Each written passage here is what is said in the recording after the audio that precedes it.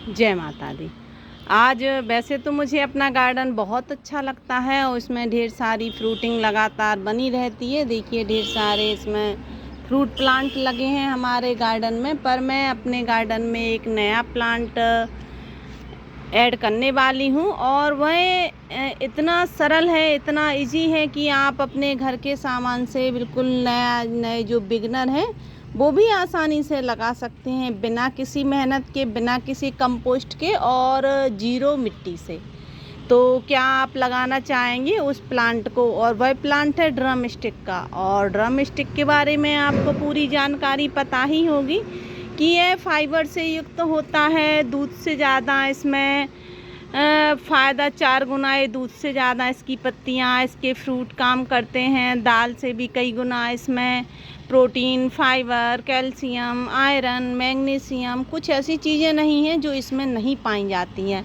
बहुत अच्छा प्लांट है और अगर आपने ग्रो कर लिया तो फ्रूटिंग अगर करता है, जिस तरह से मैं उसको लगाने वाली हूँ, उसको अगर आप लगाएंगे उस तरह से तो फ्रूटिंग 100% करने वाला है।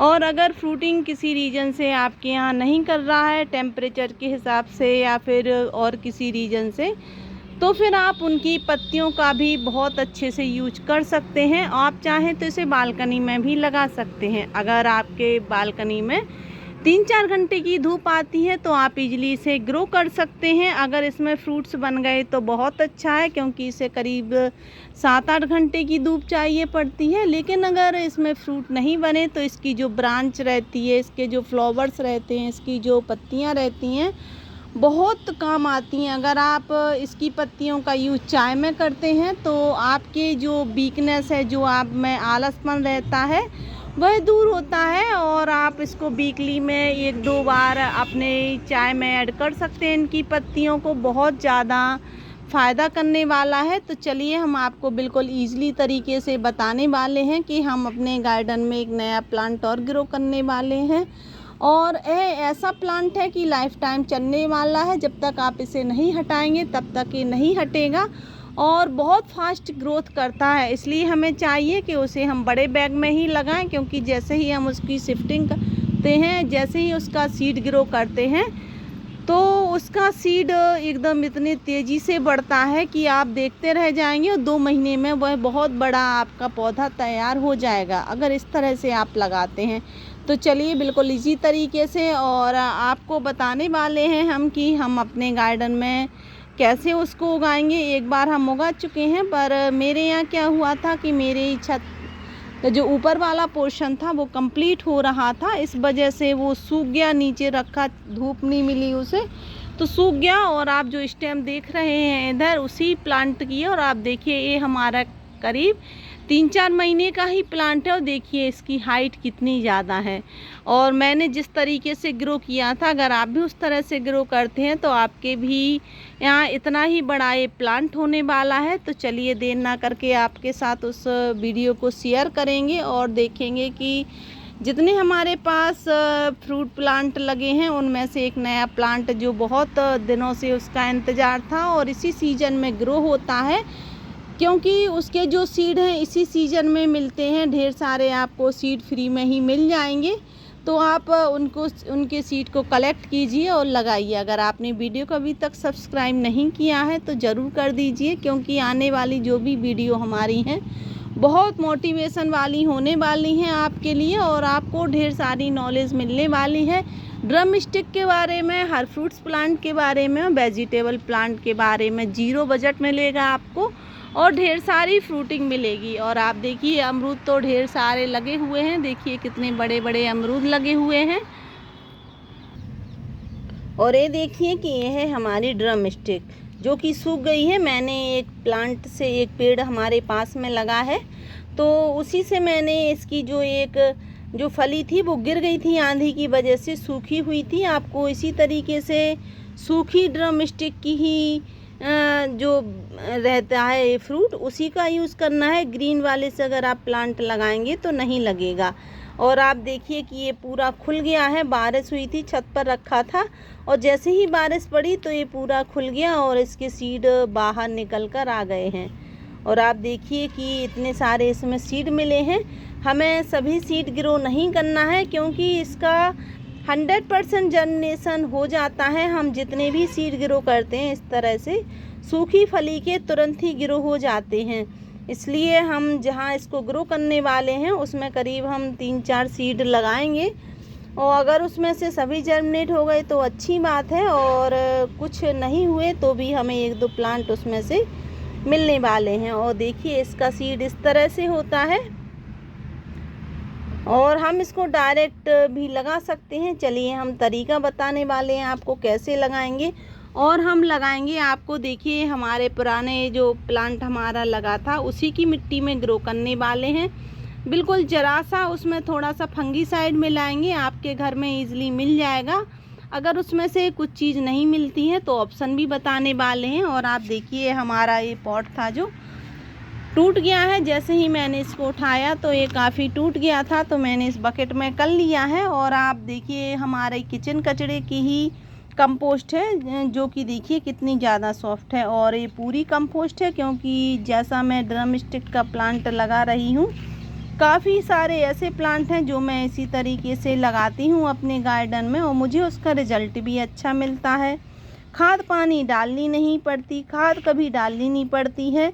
करीब 2-3 साल में मैं थोड़ा सा खाद अगर मिल जाती है तो डाल देती हूँ अपने प्लांट पर ईज़िली तरीके से। और अगर नहीं मिलती है तो किचन कंपोस्ट की मिट्टी तो हमारे पास है ही, मैं उसी को और फिल कर देती हूँ और मुझे इसका रिज़ल्ट बहुत अच्छा आता है। तो चलिए हम इसमें क्या क्या मिलाने वाले हैं, कौन सा ऐसा तरीका है। तो ये हमारी पुराने प्लांट की जो मिट्टी है वो है। इधर मैंने कुछ थोड़ी सी नई मिट्टी ली है जो कि काफ़ी पुरानी है, इसको मैंने रेस्ट पर रख दिया था, वह मिट्टी है। और अगर आप कहीं से मार्केट से या फिर कहीं से आप गार्डन से या फिर कहीं और जगह से अगर आप मिट्टी लेकर आ रहे हैं तो फिर आप उसमें थोड़ी सी रेत वगैरह मिला सकते हैं। और अगर नहीं आपके पास तो कोकोपीट या पत्ते, सूखे पत्ते आपको कहीं से मिल जाएं तो उनको भी ऐड कर सकते हैं, या फिर आप किचन कंपोस्ट अगर बनाते हैं तो उसका यूज कर सकते हैं। ज़्यादा इसमें कुछ खर्च नहीं करना है आपको, ईजिली तरीके से ग्रो होने वाला है। और आप देखिए कि मैंने थोड़ा सा 1 टेबल स्पून जो चूना है वो लिया है, इसकी स्टेम मजबूत रहे इस वजह से। और लकड़ी की जो राख रहती है उसको लिया है करीब 3 टेबल स्पून। और ये नीम खली है जो कि मैं अपने घर पर ही तैयार करती हूँ। अब सीज़न आ गया है नीम खली बनाने का, तो मैं अपने घर पर ही नीम खली बनाकर रखती हूँ, साल भर अपने प्लांट पर ग्रो करने के लिए यूज़ करती हूँ। इसमें से ऑयल नहीं निकाला गया है इसलिए मैं मात्रा हमेशा कम रखती हूँ, क्योंकि जो मार्केट से केक मिलती है नीम केक उसमें से ऑयल निकाल लिया जाता है, इसलिए उसमें से उसकी मात्रा ज़्यादा रखी जाती है। पर ये हमारी 100% नीम खली है इसलिए हमने मात्रा कम रखी है। और अगर आपको नीम खली नहीं मिलती है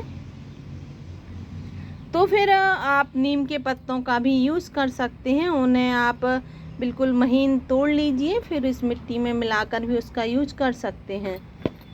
आप देखिए कि मैंने जो मिट्टी ली है, और आप ये भी देख रहे होंगे कि मैंने कोई भी कंपोस्ट नहीं मिलाई है, और वो कंपोस्ट क्यों नहीं मिलाई है तो वो आपको आगे पता चल जाएगा कि हमने कंपोस्ट क्यों नहीं मिलाई है इसमें।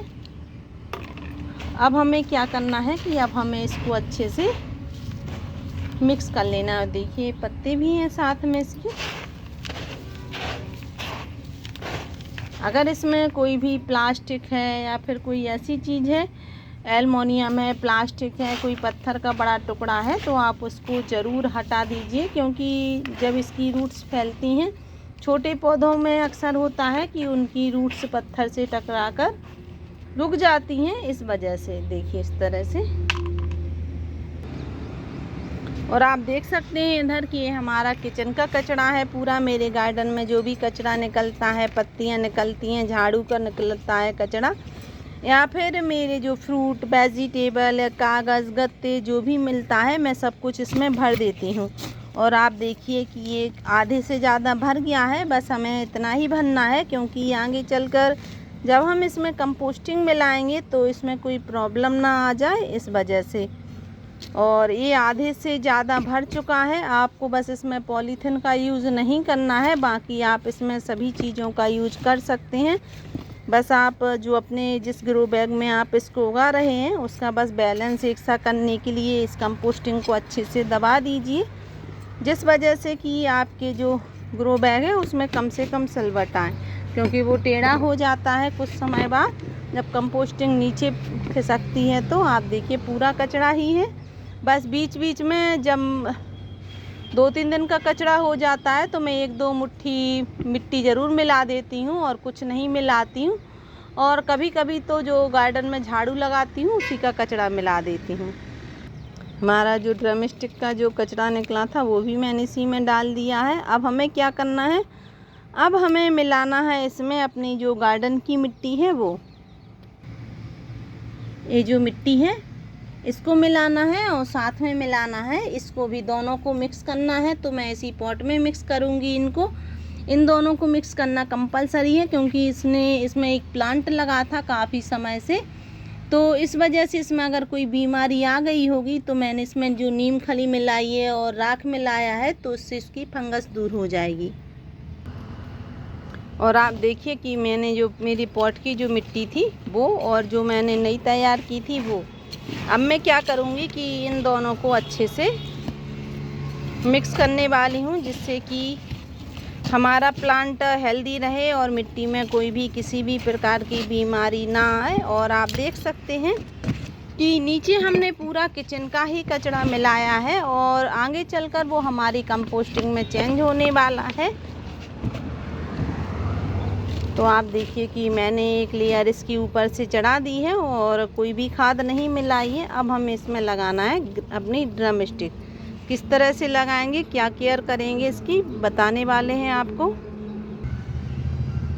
और आप देखिए कि हमने इसको थोड़ा सा मोड़ दिया है, क्योंकि जो इसकी कंपोस्टिंग थी थोड़ी नीचे थी और जैसे ही इसमें कंपोस्टिंग बनेगी तो ये आप देखेंगे कि हर 8 दिन में इसकी मिट्टी थोड़ी नीचे नीचे पहुंचती रहेगी। तो ये प्लांट जो हमारा पॉट है काफ़ी वैसा हो जाता है टेढ़ा एढ़ा सा और सीड ग्रो करने में परेशानी होती है, इसलिए मैंने इसको इस तरह से मोड़ दिया है। और इसको अगर सूरज की धूप हमारे सीड को तुरंत नहीं मिलेगी तो इसका जो प्लांट है वो हेल्दी नहीं रहेगा और लंबा लंबा हो जाएगा और कुछ समय बाद ये टूट जाएगा।